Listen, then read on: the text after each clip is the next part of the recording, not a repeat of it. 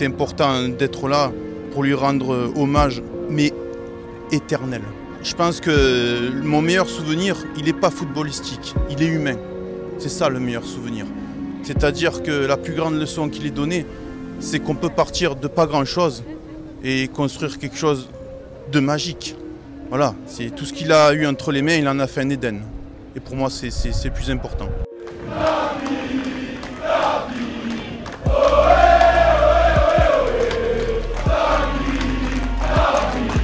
Il n'y a pas beaucoup de personnes pour lesquelles je me déplace, mais alors Bernard Tapie, il a bercé toute mon enfance, c'est quelqu'un de très inspirant, qui l'est même en tant qu'entrepreneur, qui a fait des choses incroyables pour la ville de Marseille.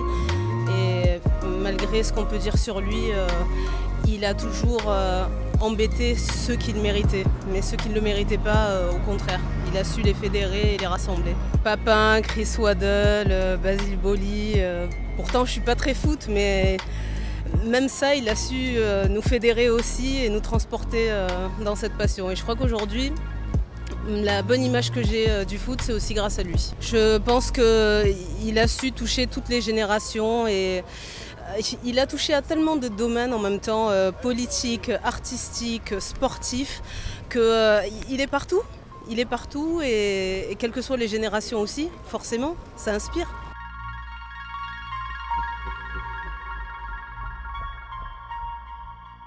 C'est un grand homme, c'est un grand monsieur, c'est le meilleur de tous les présidents qu'il y a eu à Marseille et en France. C'est le président que tous les supporters de l'OM adorent, tout simplement. C'est ce qu'on veut à l'OM, des présidents comme lui, qu'ils ont du caractère et savent taper du poing sur la table quand il le faut. Voilà. C'est comme s'il était de notre famille, Bernard Tapie. Tu vois.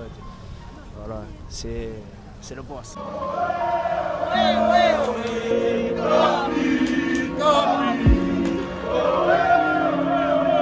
Quand il est arrivé, Marseille n'allait pas très bien et l'Olympique de Marseille encore moins. Et j'ai pu être là et voir l'évolution à la force du travail.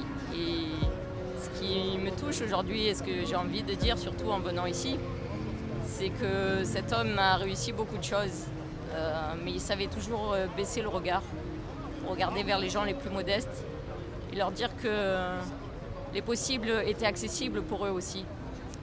Et à l'âge de l'adolescence, moi, c'est quelque chose qui m'a beaucoup marqué et qui m'a beaucoup aidé à construire ma vie. Lui qui aimait beaucoup prier la Vierge Marie, je crois que la bonne mère aussi, elle doit sourire de le voir rentrer à la maison. Et je pense que ça se transmet, cette vitalité, cet amour du maillot, se transmet de génération en génération. Et c'est un esprit de famille, en fait. Et c'est ce qui rassemble Marseille aussi, quelle que soit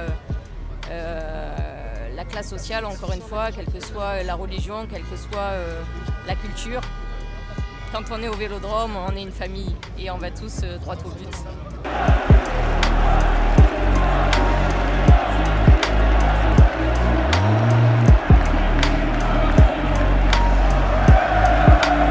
Bernard Tapie, pour moi, c'est des années de bonheur. Il n'y a pas de secret.